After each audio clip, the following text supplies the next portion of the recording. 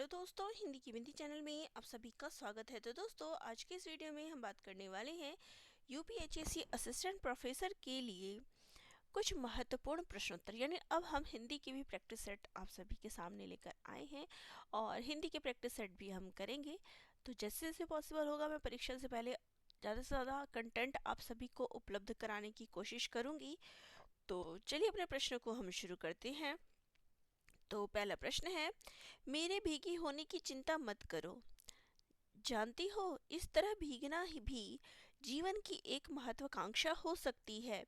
ये कथन किसका है? कालिदास का, विलोम का, निक्षेप का या फिर मातुल का? तो राइट आंसर हो जाएगा, ये कथन है कालिदास का। ऑप्शन नंबर ए जो है यहाँ पे राइट आंसर है। नेक्स्ट है, हम जिएंगे हरिशावक, जिएंगे ना। एक बाण से आहत होकर हम प्राण नहीं देंगे। हमारा शरीर कोमल है तो क्या हुआ, हम पीड़ा सह सकते हैं। ये कथन किसका है? मल्लिका का, कालिदास का, अंबिका का या फिर विलोम का? तो ये कथन भी कालिदास का है। कालिदास ने जो है हिरण के बच्चे को जो है बचाया था। तो आपने ये पढ़ा होगा, ये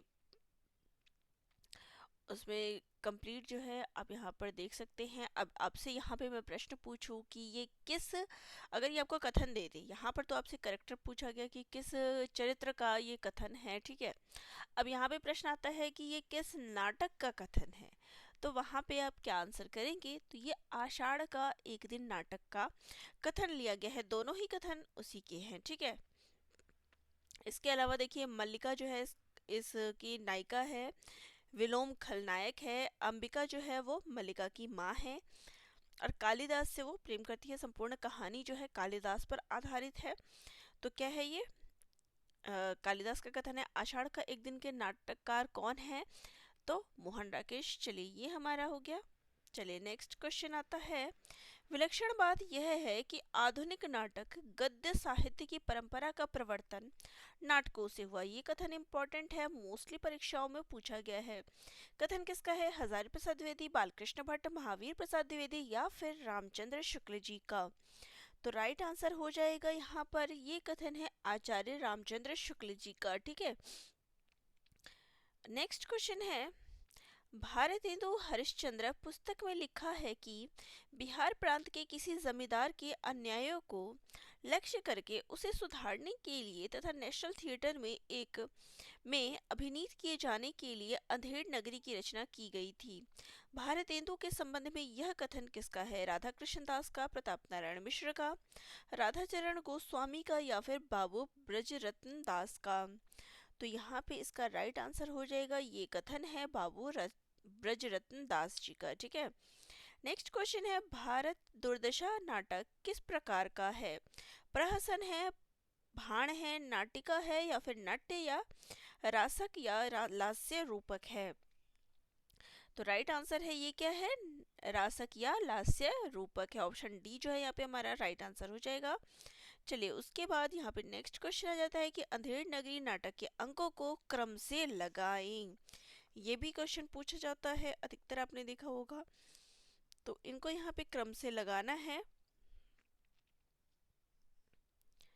तो देखिए, सबसे पहले जो है यहाँ के हिसाब से सबसे पहले बाजार का दृश्य है, जहाँ पे जो दोनों शिष्य होते हैं वो बाजार में भ्रमण करते हैं।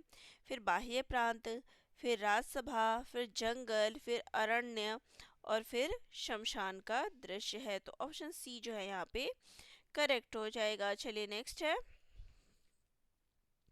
तो नेक्स्ट क्वेश्चन है, हिंदी नवोत्थान आंदोलन के धर्म और साहित्य संबंधी दो प्रमुख पक्षों पर भारतेंदु अपने व्यक्तित्व की अमिट छाप छोड़ गए हैं। वास्तव में हिंदी प्रवेश का या भारतवर्ष के ही नहीं वरन समस्त पूर्वी संसार के अलसाय जीवन में नवीन चेतना और स्फूर्ति उत्पन्न करने में उन्होंने अपना महत्वपूर्ण योगदान दिया। अंधेड़ नगरी नाटक के संबंध में यह कथन किस आलोचक का है? रामचंद्र शुक्ल, डॉक्टर लक्ष्मी सागर वार्ष्णेय, डॉक्टर बच्चन सिंह या फिर डॉक्टर नगिंदर का? तो राइट आंसर है यहाँ पे, ये कथन है डॉक्टर लक्ष्मी सागर वार्ष्णेय का, ठीक है। नेक्स्ट क्वेश्चन आ जाते हैं। तो नेक्स्ट कथन है, संगत कथन है, वंशीधर का ससुराल बनारस में है, सीता बहन के संग जाने के लिए रोने लगी, नवल किशोर विचारने लगे कि इक्के की सवारी तो भले घर की स्त्रियों के बैठने लायक नहीं होती, या फिर वंशीधर गाड़ी की पालकी लाए और असबाब रखा। तो यहाँ पे संगत कथन कौन सा है? तो देखिए, वंशीधर का ससुराल बनारस में है और सीता बहन के संग जाने के लिए रोने लगी। ये दोनों कथन जो है क्या है? संगत है। ऑप्शन ए जो है यहाँ पे हमारा राइट हो जाएगा। चलिए नेक्स्ट है, वंशीधर इक्के की सवारी तो भले घर की स्त्रियों के बैठने लायक नहीं होती, ऐसा उन्होंने क्यों कहा? ऊंचे होने के कारण चढ़ने में समस्या, पराया पुरुष के संग एक साथ बैठना पड़ता है, या फिर इक्के का किराया महंगा होने के कारण। यहाँ पे राइट आंसर क्या हो जाएगा कि एक और दो दोनों। कि एक तो ऊंचा होता है, जो तांगा गाड़ी होती है वो थोड़े ऊंचा होता है तो चढ़ने में समस्या होती है, और दूसरा जो है उसमें पराये पुरुष भी बैठे रहते हैं। ठीक है, दोनों ही कथन यहाँ पे सही है। नेक्स्ट है, जब मैं अपने हृदय पर विश्वास नहीं कर सकी, उसी ने धोखा दिया, तब मैं कैसे कहूँ? मैं तुम्हें घृणा करती हूँ, फिर भी तुम्हारे लिए मर सकती हूँ। अंधेर है जल्द दस्यु, तुम्हें प्यार करती हूँ। किस पात्र का कथन है? नायक, चंपा, बुद्धगुप्त, या फिर प्रहरी का? तो राइट आंसर क्या हो जाएगा यहाँ पे? ये कथन किसका है? तो ये कथन चंपा का है। अब चंपा किस नाटक की पात्र है? यहाँ पे दो नाम आ गए हैं, बुद्धगुप्त और चंपा। ये किसका कथन है?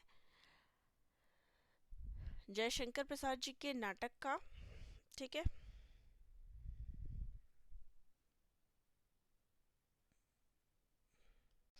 तो ये किस, सॉरी मैंने नाटक बोल दिया था, ये नाटक नहीं है। जयशंकर प्रसाद जी के किस कहानी का ये कथन है? तो उनकी कहानी आकाशदीप। आकाशदीप जयशंकर प्रसाद की कहानी, उसका कथन है। यहाँ पे मैंने आपको बता दिया, चंपा और बुद्धगुप्त नायक नायिका है। ठीक है, उसी का ये कथन है, और ये कथन चंपा के द्वारा कहा गया है। ठीक है, चलिए नेक्स्ट है, क्या स्त्री होना कोई पाप है? यह कथन किस पात्र का है? नायक, चंपा, बुद्धगुप्त, प्रहरी? तो ये कथन भी पिछले ही आकाशदीप कहानी से लिया गया है, और ये कथन कहे तो ये कथन भी चंपा के द्वारा ही कहा गया है। नेक्स्ट है, पंडित चंद्रधर शर्मा गुलेरी को किस उपाधि से सम्मानित किया गया? गुलेरी, पंडित, इतिहास दिवाकर, या फिर इनमें से कोई नहीं? तो राइट आंसर है, इनको इतिहास दिवाकर के नाम से की जो है उपाधि से सम्मानित किया गया। नेक्स्ट है, पंडित चंद्रधर शर्मा गुलेरी ने किस पत्र का संपादन किया? विशाल भारत, नवयुवक, जागरण, या फिर समालोचक? तो राइट आंसर है, इनके द्वारा समालोचक पत्रिका का संपादन किया गया। ठीक है, नेक्स्ट यहाँ पे स्थापना और तर्क से कथन है, मिथक सामूहिक जीवन का संचित अनुभव है। तर्क है, क्योंकि इसे सामाजिक स्तर पर विश्वास का व्यापक आधार प्राप्त होता है। ए सही आर गलत, ए गलत आर सही, ए और आर दोनों सही, या फिर ए और आर दोनों गलत? तो राइट आंसर है यहाँ पे कि दोनों ही कथन जो है सही हैं। ठीक है, नेक्स्ट जो है हमारा फिर से स्थापना और तर्क से है, उत्तर आधुनिकता के अनुसार तकनीक मनुष्यता की शत्रु है। तर्क है, क्योंकि इसमें मानव की नैसर्गिकता समाप्त हो गई है और उसका अपनी प्रकृति से अलगाव हो गया। ए सही आर गलत, ए गलत आर सही, ए और आर दोनों सही, ए और आर दोनों गलत? तो राइट आंसर हो जाएगा कि दोनों ही कथन क्या है? दोनों ही कथन सही हैं। ऑप्शन सी जो हमारा राइट हो जाएगा। चलिए नेक्स्ट क्वेश्चन लेते हैं। संसार में मनुष्य जाति के बीच कविता हृदय के भावों को लेकर ही उठी है, यह धारणा आज तक चली आ रही है। इसके पीछे तर्क है, क्योंकि कविता का संबंध कल्पना से है, यथार्थ से नहीं। ए सही आर गलत, ए गलत आर सही, ए और आर दोनों सही, ए और आर दोनों गलत? तो राइट आंसर हो जाएगा यहाँ पे कि ए जो है वो हमारा सही है, और आर जो है, क्योंकि कविता का संबंध कल्पना से है, यथार्थ से नहीं, ये कथन क्या है? गलत है। तर्क इसके पीछे जो दिया गया वो गलत है, तो ऑप्शन नंबर ए जो है यहाँ पे राइट है। नेक्स्ट है, काव्य की आत्मा रस और गुण के धर्म है, क्योंकि गुण रस के उपकारक है। तो राइट आंसर है, देखिए, काव्य की आत्मा रस है और गुण रस के धर्म है। तो ये कथन क्या है, सही है, क्योंकि गुण रस के उपकारक है। तो दोनों ही कथन क्या है हमारा, सही है। ठीक है, नेक्स्ट है, खंड काव्य में जीवन का खंड चित्र प्रस्तुत किया जाता है। इसके पीछे तर्क है, इसलिए यह चरित्र काव्य का एक विशेष भेद है। ए सही आर गलत, ए गलत आर सही, ए और आर दोनों सही, ए और आर दोनों गलत।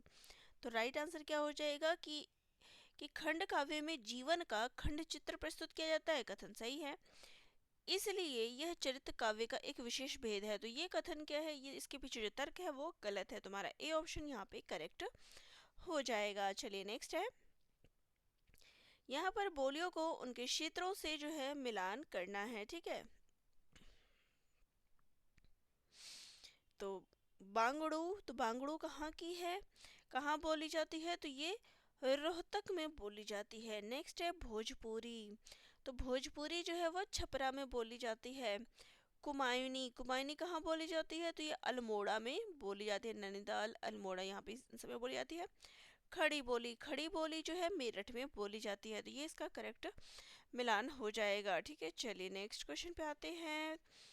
तो यहाँ पर आपको रचनाकारों को उनकी रचनाओं से मिलान करना है। चलिए देखते हैं, आपका बंटी किसका है, मन्नू भंडारी का। 55 खंबे लाल दीवारें उषा प्रेमवदा का। बेघर ममता कालिया का। और आवा चित्रा मुदगल जी का। ठीक है, तो ये इसका करेक्ट मिलान हो गया। ठीक है, चलिए नेक्स्ट जाते हैं। निम्नलिखित काव्य पंक्तियों को उनके रचनाकारों से जो है यहाँ पर मिलान करना है। दोनों ओर प्रेम पलता है, ये किसका है, मैथिली शरण गुप्त जी का। धिक जीवन जो पाता ही आया विरोध, निराला जी का। नेक्स्ट है, परहित सरिस धर्म नहीं भाई, किसका है, तुलसीदास जी का। बीन भी हूँ मैं तुम्हारी रागिनी भी, महादेवी वर्मा जी का। तो ये इसका करेक्ट मिलान हो गया। चलिए नेक्स्ट क्वेश्चन ले लेते हैं। तो नेक्स्ट क्वेश्चन भी यहाँ पर सुमेलित वाला आ जाता है।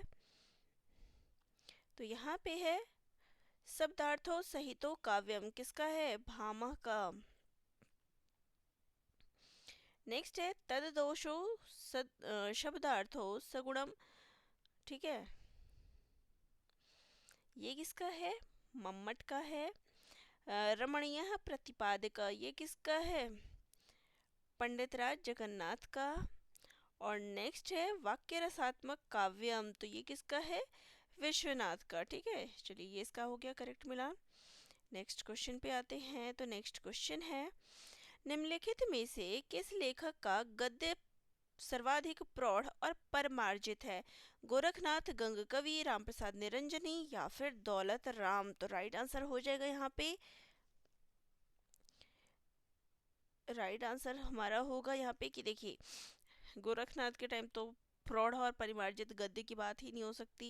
यहाँ पे ऑप्शन नंबर सी जो है हमारा करेक्ट हो जाएगा। चलिए नेक्स्ट है, हिंदी गद्य के प्रथम उन्यायिकों में से उस लेखक का नाम बताइए जिसकी गद्य शैली का परिवर्तित गद्य लेखकों द्वारा अनुकरण और विकास किया गया। पंडित सदल मिश्र, सदा सुखलाल, इंशाअल्लाह खां या फिर लल्लू लाल। तो राइट आंसर हो जाएगा यहाँ पे पंडित सदल मिश्र, ऑप्शन नंबर ए जो है यहाँ पे करेक्ट हो जाएगा। नेक्स्ट है, मुंशी इंशाअल्लाह खां द्वारा प्रयुक्त भाषा की विशेषता है, संस्कृत निष्ठ भाषा, चुलबुली और रंगीन भाषा, बोलचाल की शिष्ट भाषा या फिर साहित्यिक खड़ी बोली। तो राइट आंसर है यहाँ पे चुलबुली और रंगीन भाषा। नेक्स्ट है, लल्लू लाल कृत प्रसिद्ध ग्रंथ प्रेम सागर के संबंध में कौन सा कथन उपयुक्त नहीं है। इसकी रचना फोर्ट विलियम कॉलेज के हिंदुस्तानी भाषा विभाग के प्रथम अध्यक्ष प्रोफेसर जॉन गिलक्रिस्ट की प्रेरणा से की गई। नेक्स्ट है, इसका गद्य ब्रजभाषा से इतना प्रभावित है कि उसका आगे विकास नहीं हो सका, या फिर इसकी रचना पाठ्यपुस्तक के रूप में की गई, या फिर इसकी भाषा प्रौढ़ और अत्यंत परिमार्जित है।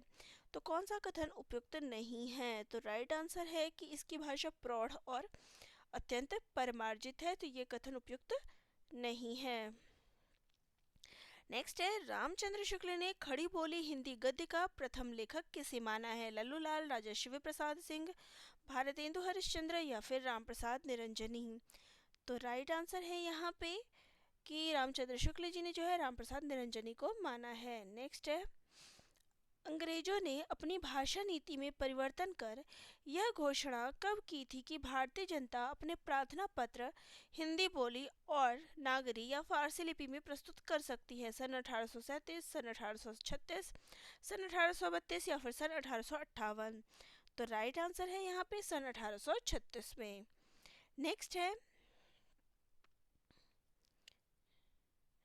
वह कौन सा राजनीतिज्ञ था जिसने हिंदी को गवारू बोली बताकर उर्दू की हिमायत की थी? सर सैयद अहमद खान, जिन्ना, या फिर अब्दुल कलाम आज़ाद, या फिर डॉक्टर जाकिर हुसैन। तो राइट आंसर है सर सैयद अहमद खान ने। चलिए, यहाँ तक हमारा आज के प्रश्नोत्तरी था। नेक्स्ट वीडियो में मैं आगे के प्रश्नोत्तर करवाऊंगी, नेक्स्ट प्रैक्टिस सेट में और ज़्यादा प्रश्न करवाऊंगी। तो आप सभी को ये प्रैक्टिस सेट कैसा लगा कमेंट बॉक्स में कमेंट ज़रूर करिएगा। वीडियो अच्छी लगी हो तो चैनल को लाइक शेयर सब्सक्राइब करिएगा। अपनी डाउट्स भी मुझे कमेंट ज़रूर करिएगा। धन्यवाद।